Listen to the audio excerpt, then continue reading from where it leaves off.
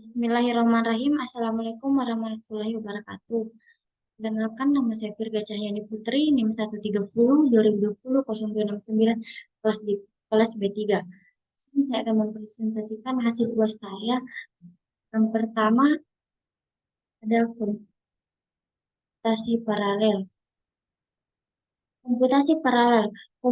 Komputasi paralel adalah salah satu teknik komputasi dalam pengolahan data dan eksekusi tugas yang melibatkan pemecahan tugas besar menjadi beberapa tugas kecil yang dapat dijalankan secara bersamaan atau yang biasa disebut dengan paralel, dengan tujuan meningkatkan kinerja dan efisiensi pemrosesan.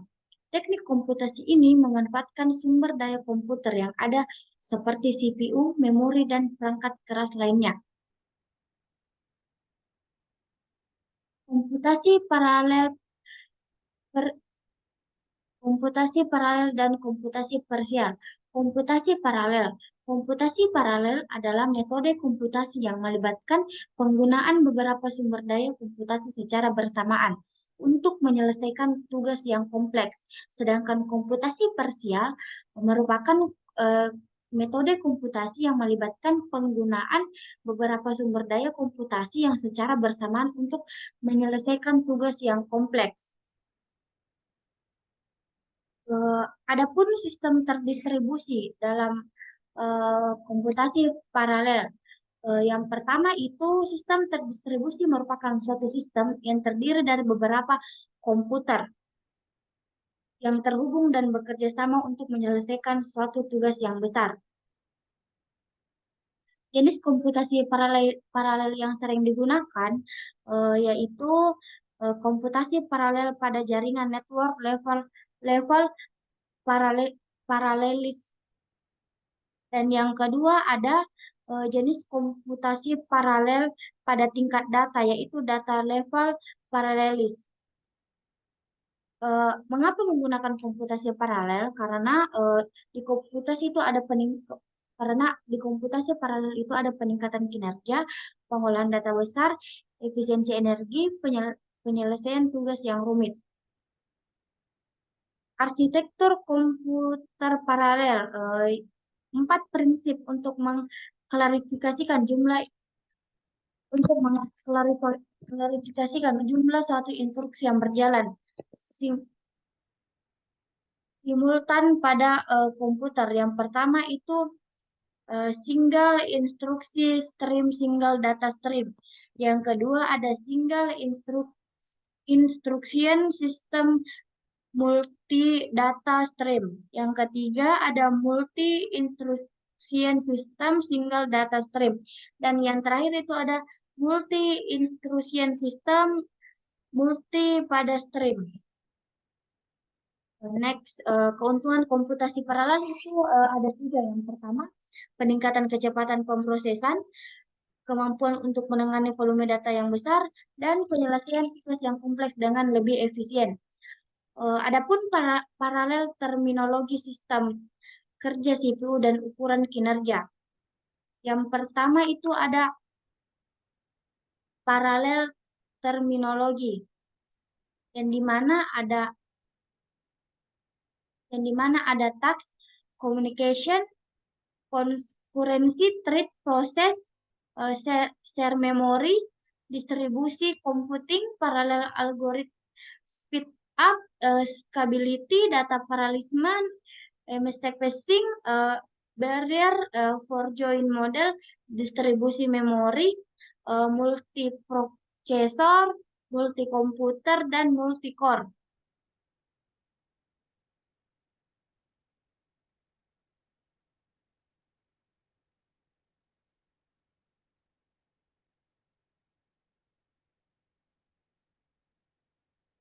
Tas itu merupakan tugas yang di mana program atau set instruksi seperti program yang dijalankan oleh prosesor.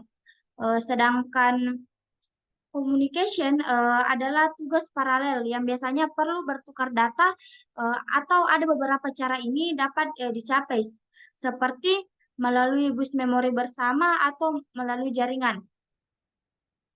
Yang ketiga ada ada konkurensi yang dimana adalah kemampuan untuk mengolah beberapa tugas secara bersamaan. Terlepas dari apakah tugas tersebut benar-benar berjalan secara paralel, ini sering digunakan dalam programan konkuren untuk mengatasi banyak tugas yang berjalan pada waktu yang bersamaan.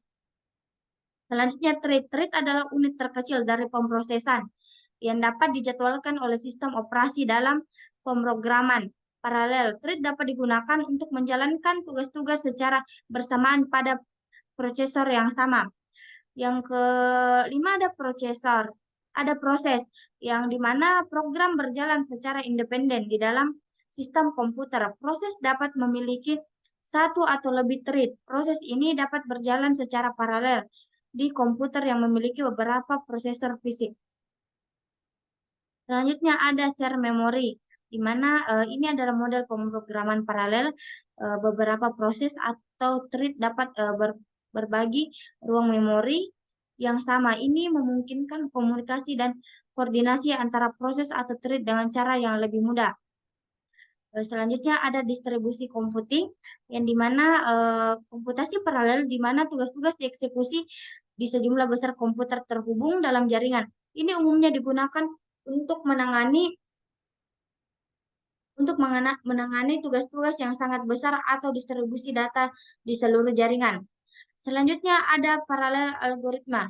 Adalah algoritma yang dirancang khusus untuk dieksekusi secara paralel, yang berarti dapat memanfaatkan kecepatan pemrosesan yang lebih tinggi dan beberapa prosesor. Speed up yaitu peningkatan kecepatan atau biasa disebut ukuran sejauh mana pemrosesan paralel meningkatkan kinerja waktu tugas dibandingkan dengan pemrosesan serial. Scalability. Scalability adalah mengukur sejauh mana sistem paralel dapat meningkatkan kinerjanya dengan menambahkan lebih banyak prosesor atau sumber daya paralel. Data paralel adalah jenis paralel di mana tugas-tugas yang sama dieksekusi pada berbagai bagian data yang berbeda secara bersamaan. Ini sering digunakan dalam pemrosesan set data besar. Tas paralel yaitu tugas mengacu pada pelaksanaan tugas yang berbeda secara bersamaan. Message passing yang dimana adalah metode komunikasi antara proses atau thread yang berjalan pada komputer yang berbeda atau pada prosesor ini berbeda dalam sistem paralel. Barrier atau hambatan ini adalah titik sinkronisasi di dalam program paralel di mana semua proses atau thread harus mencapai sebelum melanjutkan eksekusi mereka. Ini digunakan untuk mengkoordinasikan aktivitas paralel. Forjoin adalah model program paralel di mana program dipecah menjadi beberapa tugas yang dapat dieksekusi secara paralel. Distribusi memori adalah model memori dalam sistem terdistribusi, di mana setiap proses memiliki memori lokalnya sendiri atau perlu berkomunikasi melalui pesan untuk berbagi data. Task scheduling, yaitu proses menentukan urutan eksekusi tugas pada prosesor dalam sistem paralel. Selanjutnya ada multiprosesor, sistem komputer yang memiliki lebih dari satu prosesor atau CPU yang beroperasi secara bersamaan di dalam suatu mesin. Multi komputer di mana sistem komputer yang terdiri dari beberapa komputer atau node yang berdiri sendiri yang memiliki perangkat keras tersendiri. Selanjutnya ada multi-core, yaitu penempatan pada lebih dari satu inti pemrosesan. Berikut tampilan CPU arsitektur, di mana CPU processing unit, yaitu yang pertama ada control unit dan logic unit, terus register. Message passing interface adalah implementasi model pemrograman paralel dengan fokus pada message passing interface atau MPI, yaitu MPI merupakan standar industri yang populer untuk pemrograman paralel berbasis pesan. Implementasi model pemrograman paralel dengan fokus pada paradigma message passing. Selanjutnya ada contoh implementasi model programan paralel. Yang pertama ada MPI, yaitu standar industri yang banyak digunakan untuk pemrograman paralel berbasis pesan. Selanjutnya ada EPI, yaitu kerangka kerja pemrograman paralel yang mendukung berbagai jenis sistem. Tool programan paralel, di mana penggunaan Open Im- OpenMP dan MPI sebagai tools pemrograman paralel. Programan OpenMP yaitu standar yang digunakan untuk pemrograman paralel multithreading pada arsitektur shared memory. Yang pertama ada critical section, yaitu mengontrol akses bersama ke sumber daya yang bersifat bersamaan, sehingga mencegah thread mengakses bagian kode secara bersamaan. Yang kedua ada barrier, yaitu mekanisme yang memastikan bahwa semua thread yang berpartisipasi dalam blok paralel telah mencapai titik tertentu dalam program sebelum melanjutkan eksekusi. Atomic adalah penggunaan atomik dalam OpenMP adalah melindungi operasi terhadap variabel bersama dari kondisi perlombaan atau race condition. Ini berguna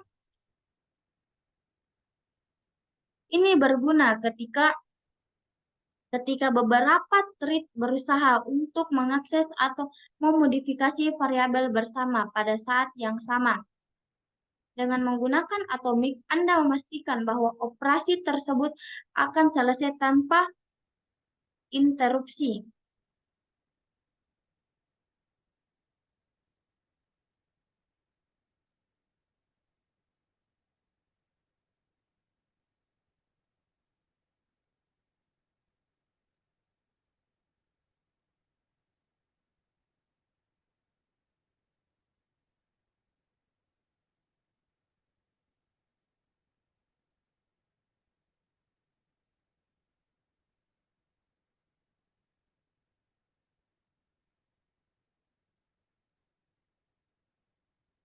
Atomik dibagi eh, beba- dibagi dari beberapa atomik dibagi menjadi beberapa macam. Yang pertama itu ada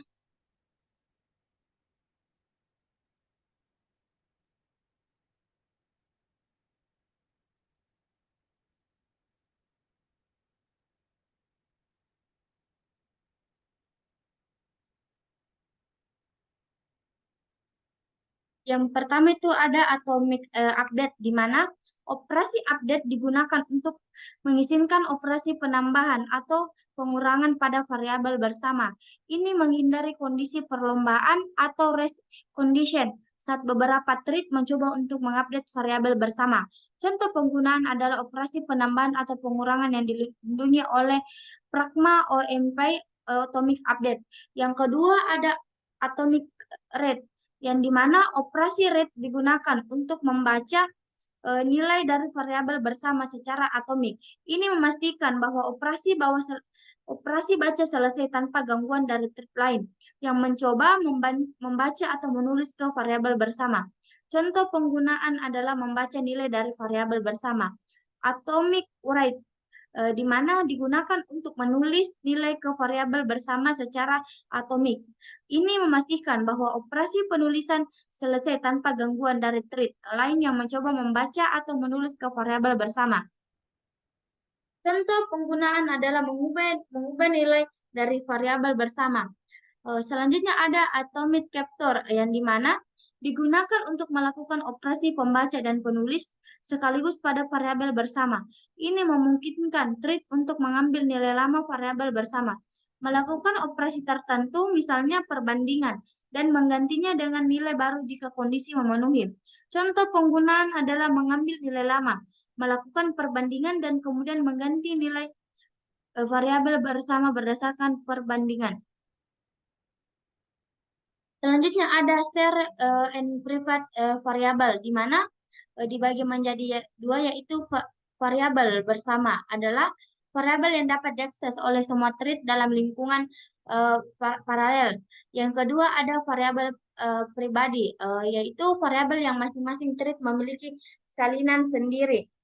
Variabel bersama biasanya digunakan untuk berbagi data antara thread, tetapi ini juga bisa menjadi sumber potensi kondisi perlombaan race condition jika ditangani dengan benar. Private variabel dibagi menjadi tiga, yaitu variabel pribadi adalah variabel yang masing-masing thread memiliki salinan sendiri. Setiap thread memiliki salinan yang terpisah dan tidak berbagi nilainya dengan thread lain. Variabel pribadi biasanya digunakan untuk menyimpan data yang hanya relevan untuk menyimpan data yang hanya relevan untuk thread tertentu, dan ini menghindari masalah kondisi perlombaan.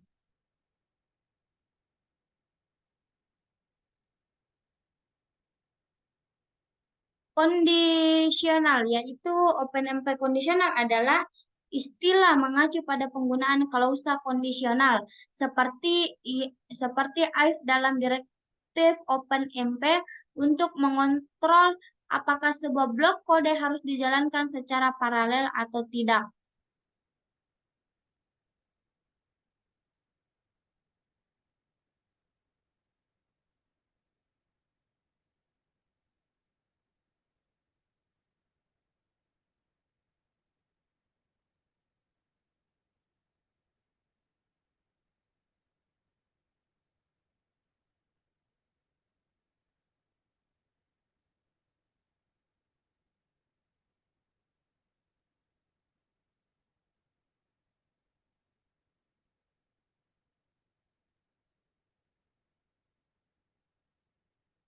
Selanjutnya, MPI pemrogramming, yaitu konsep dan implementasi programan paralel dengan menggunakan stack passing.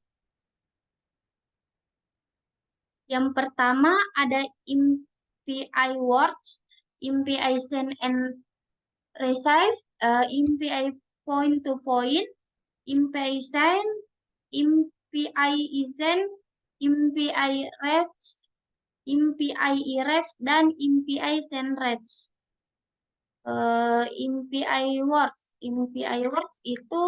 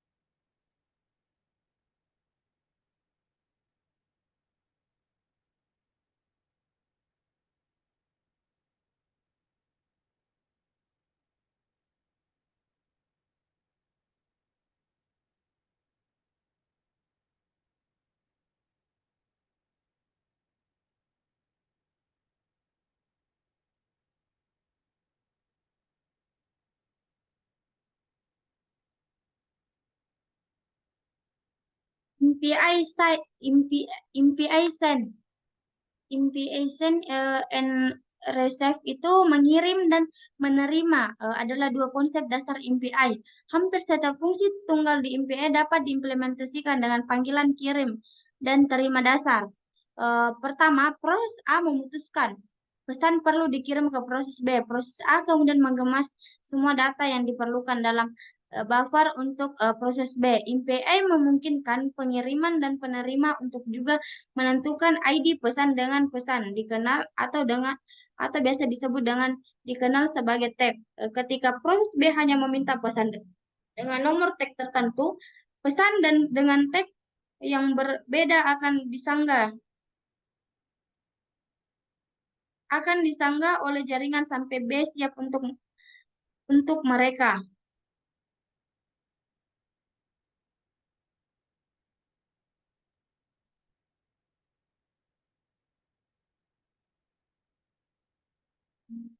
Oke.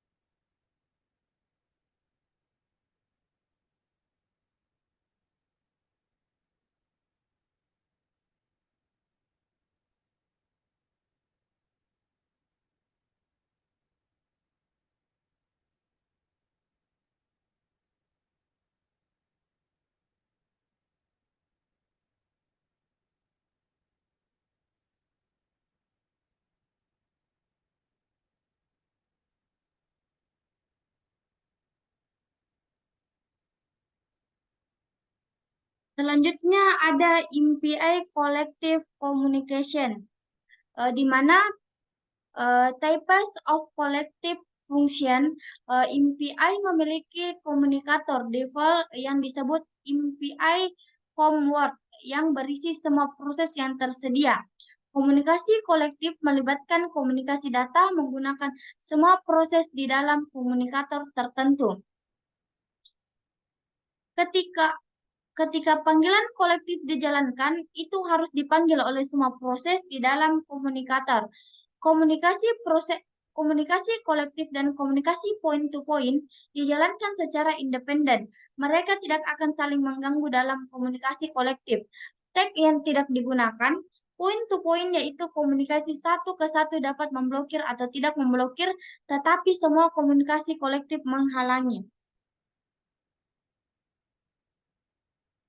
Types of collective function berdasarkan jumlah sender dan receiver. Fungsi komunikasi kolektif diklarifikasikan menjadi on to many, yaitu satu sender dan banyak receiver. Many to one, yaitu banyak sender dan satu receiver. Many to many, yaitu banyak sender dan banyak receiver.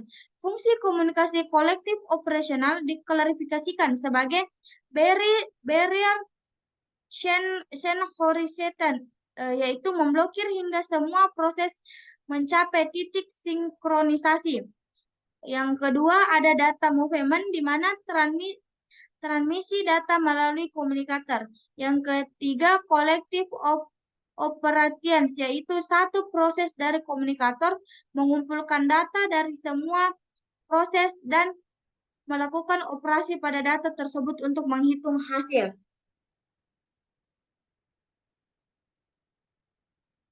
Many to one communication, yang many to one communication dibagi menjadi dua, yaitu ada MPI getter dan MPI reduce. Fungsi MPI getter adalah mengumpulkan data dari banyak sender dalam komunikator. Di sini satu proses yang disebut sebagai root akan bertindak sebagai receiver dan proses lainnya akan bertindak sebagai sender. MPI reduce berfungsi untuk mengumpulkan data dari banyak sender dalam komunikator. Setelah mengumpulkan data, ia melakukan operasi tertentu di atasnya dan menghasilkan nilai tunggal sebagai output. Di sini dapat diproses yang disebut sebagai root akan bertindak sebagai receiver dan proses lainnya akan bertindak sebagai sender.